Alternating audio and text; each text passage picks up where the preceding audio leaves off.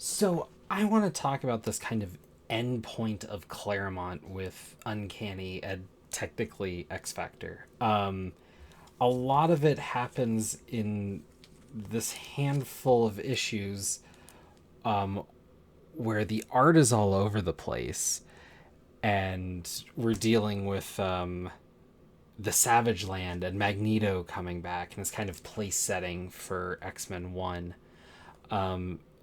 I honestly skimmed a lot of it because the Jim Lee art made it so that the story was really impenetrable to me, and I found that kind of difficult. But one thing I found really interesting is, like, in this cover, Gambit and Wolverine fight a lot, and it seems like they're trying to make Gambit's catchphrase "Bang, you dead," and he's he's winning against Wolverine a lot. I think they need to establish that Wolverine can lose against someone because of his powers making that kind of nigh impossible in a fight otherwise.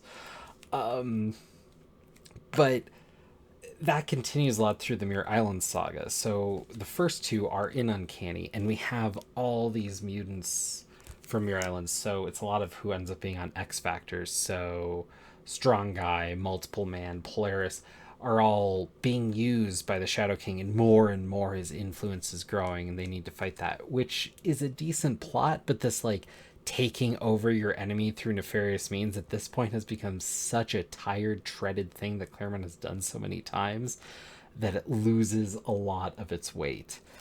But there's still some interesting stuff to be wrought here. There's like three fights between Wolverine and Gambit that happen throughout. And at one point, the idea is that in order to beat the Shadow King, Professor Xavier, who's now back, and that was a big part of what that Jim Lee arc was bringing Xavier back, comes. And then in this issue of X Factor, we get most of the story in which the original X-Men have to fight, this old foe of the X-Men. It's about the ideals of better mutantdom.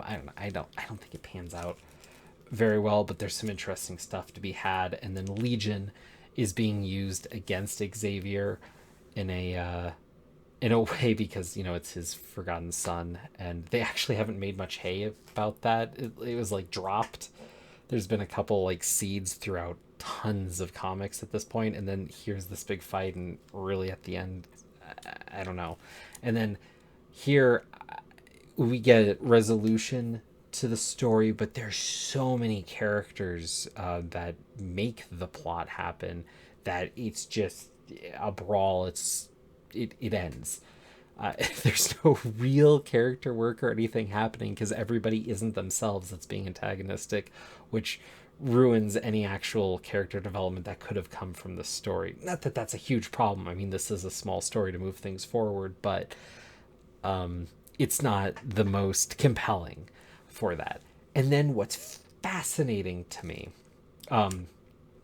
atop that, and I should mention, I forgot to mention this, the Jim Lee art I found really odd, but then you have Paul Smith, who's like at this point an old hand, especially for these X-Men Claremont. His storytelling was so clear. It's like, oh, this is great. And then you have Andy Kubert come in, and it's like, oh, the Kubert's here. And it's the best of both worlds, these heavy, great looking designs and the storytelling and all that. But what's really fascinating to me is issue 70 of X Factor, which is an epilogue to this Muir Island saga, which is, I mean, it's not really, but it's kind of Claremont's swan song in a way, before his real swan song, where he's closing up his era of X-Men before launching into a new one and piecing out. This epilogue is written by Peter David, which is an epilogue to not just the story, but certain parts of things that Claremont's been building up to, or character development stuff that's been going for years. And Peter David comes in, presumably a newbie, and just hits these character developments. This comic is weird because there's no plot. It is just character interactions and is Xavier going to get okay?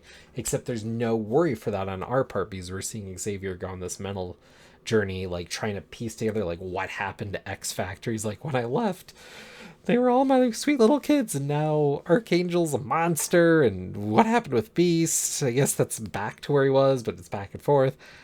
What happened with Gene and Scott? Dear Lord. And Bobby's Bobby. And I guess I wish something had happened to him.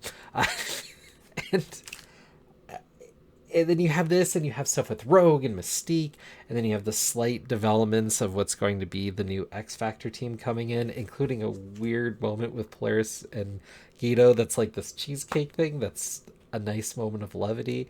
And this issue is all over the map, and it's like, oh, it's like Peter David's hitting these characters more directly than Claremont has been in recent years. So through all this, as much as I love so much of the Claremont run that I've read, it's kind of interesting to see that Claremont needed to go. I think Claremont was just burnt. I mean, he'd been doing X-Men for decades at this point, lifting it up out of the rubble, and maybe was given a little too much leeway, and then all of a sudden he's being cracked down on with all these artists that he has to co-plot with and work with. And yeah, I think it was the best thing for the book to hand this franchise off to new creators that were re-energized. Because the big thing is during all this and the stuff I was talking about in the last video, the punch 'em up, the action, the what you expect from a superhero comic was seeping back in slowly, and it was clear Claremont didn't want to be doing at the time. He wanted to tell these real small character focused stories. I mentioned this last time, and that's where the last few years of his X-Men had really been. And so it's this bizarre tonal shift at first, and once you get back into it, Claremont finds a better balance, which is interesting because it's like the inverse of when he started, where there's a lot of punch 'em up and then a lot of the character stuff to like carry you through until it starts feeling like a Claremont comic about a year and a half in initially to his run. And so maybe it was a little longer because I don't think they were shipping every month. Sorry. But what a bizarre moment in comics. And what's crazy here is, I mean, a lot of the names popping up: Willis Portacio, Jim Lee, a lot of these people go on to do the Image stuff, and some of them stay to be the new age of Marvel. And it's just this weird cataclysm of what was happening at Marvel. And it's hard not to read some of the editorial notes that you're trying to interpret between the scenes, and it's just a weird moment in comics. I don't think it led to the best stories, but ultimately it led to a better place for the whole X franchise, and I'm excited to kind of read some of that next. I think I decided I'm going to do some Wolverine, but I'm also going to do some Uncanny, and that's where I plan on continuing. So yeah, curious if you guys have any thoughts, especially if you've read this like Muir Island Saga portion, and what you think of all that at the end of X Factor. And yeah, cheers.